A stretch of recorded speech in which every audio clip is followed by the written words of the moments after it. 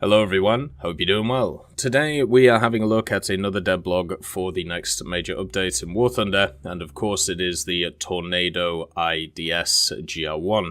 This is the British variant of the Tornado which is coming in, but also by the devblog it shows that it isn't just Britain which is getting it. Germany and Italy are also getting the IDS variant. This is going to be the new rank 8 for those three nations. It seems like everybody is getting a rank 8 at the same time, which is pretty nice to see.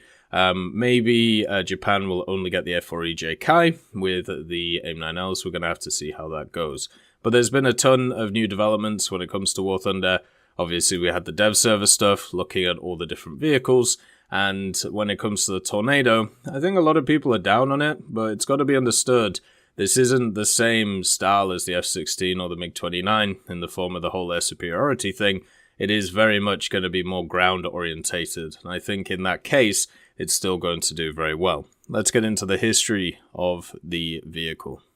In 1968, several countries, including West Germany, Canada, Belgium, Netherlands, and Italy, formed a working group to explore possible options of replacing the F-104 Starfighter that all nations had in service at the time. Since it became very clear right from the offset that different nations had different requirements and needs for a successor aircraft, the decision was quickly made to develop a single multi-role aircraft type. Later that year, the UK also joined the working group as the country itself was looking for replacements for older types. After Canada and Belgium left the working group, the remaining nations proceeded to form an international consortium, the Panavia Aircraft GmbH, which would develop and manufacture the new aircraft.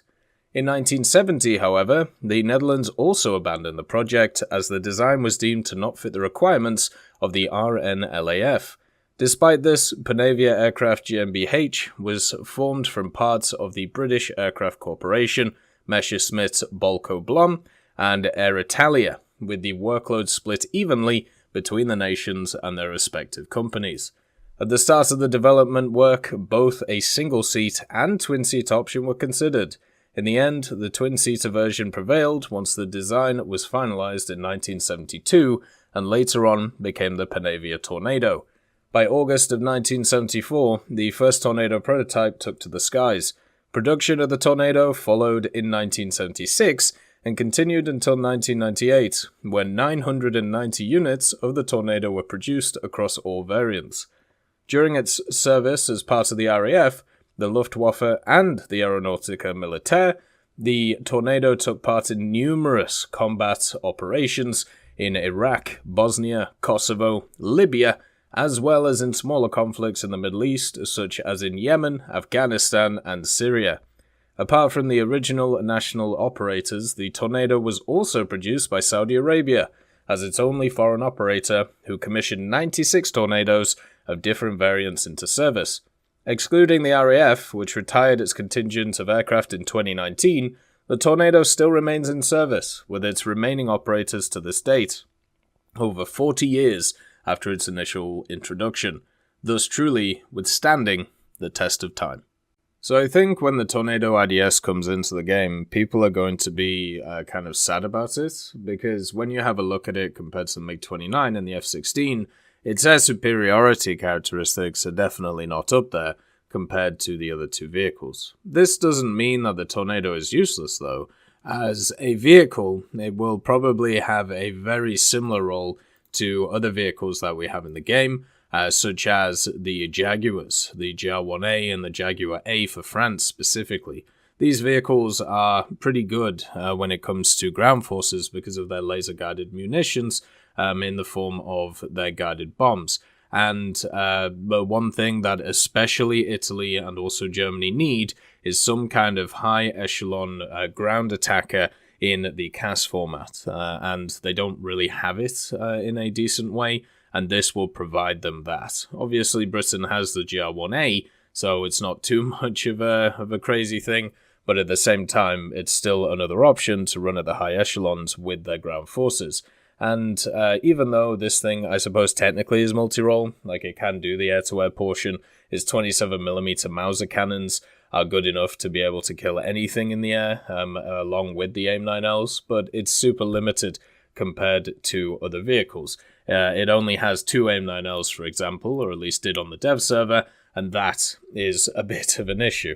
But I think its main capabilities are going to be its guided bombs and also its ground pounding capabilities. So once you see this aircraft, it might be a little bit annoying to grind out, kind of like how the Jaguars are a bit annoying to grind out because of their limited weaponry options when you start with.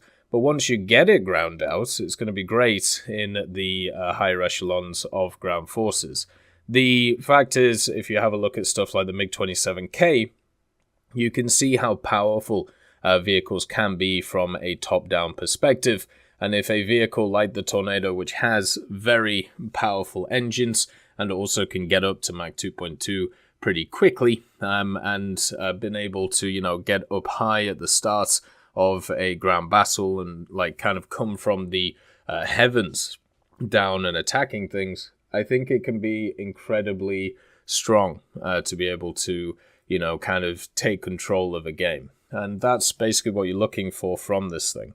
And especially, as I said, with Italy and Germany, that's an option that just doesn't exist right now. The turbofan engines are also kind of interesting because they do have afterburner thrust, but also they can reverse thrust, which is something not many other vehicles can do in the game. And also, there are no other vehicles in the game that cannot do it in the air.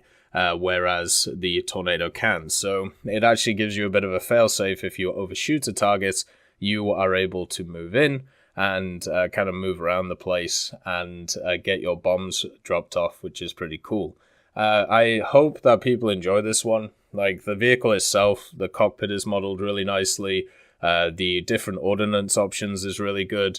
I just feel like since we have such defined roles in War Thunder, what's going to happen is people are going to look at this and just be pretty sad about it. And I don't think that should be the case. I know there's a history, or at least a belief in War Thunder, that kind of Britain especially gets screwed when it comes to the aviation points. The Lightning coming into the game pretty late. When Supersonics came out, you had the F-100, the MiG-19, and the Javelin. You can see how well those different aircraft have done in recent times, but it isn't as if there haven't been bright sparks for the British tree as well. There's a lot of vehicles like the Swifts are incredibly fun. I think the Scimitar's good, even though a lot of people don't like the Simi because at high speeds it locks up. That's fine, you can move around that. The early Meteors are super fun, and even the Javelin now at 8.3 can be quite usable. It's just an issue of being able to grind through those parts of the tech tree, which can be a little bit annoying, but at the same time, not the end of the world. You can get it done at the end of the day. And I feel like with most people, they'll be able to get this thing and have a good time. The German tech tree right now, when it comes to its aviation, there's a lot of damp squibs in the jet area right now. The 262 is struggling. And do I need to even commentate about Italy? About how so many of their vehicles are just in rough spaces compared to other nations. So this will at least be something you can put at the end of the tech tree, and I'm guessing it will come after the F48F for Italy, so you can kind of jump straight to rank 8 after grinding out some of those. You'll probably have to get the rank 7 since there's such a limited amount of them, so never mind about that one. But at the end of the day, it gives you another option, which you just don't have in the past right now. And it also means that pretty much every nation gets a new rank 8 vehicle. Something I don't think we've ever seen in War Thunder. I don't think we've ever seen a time where most, if not all nations, get a new rank vehicle at the same time. There's a lot of similar ones, but it's still good to see. As always, I hope you have a wonderful day, and I'll see you next time.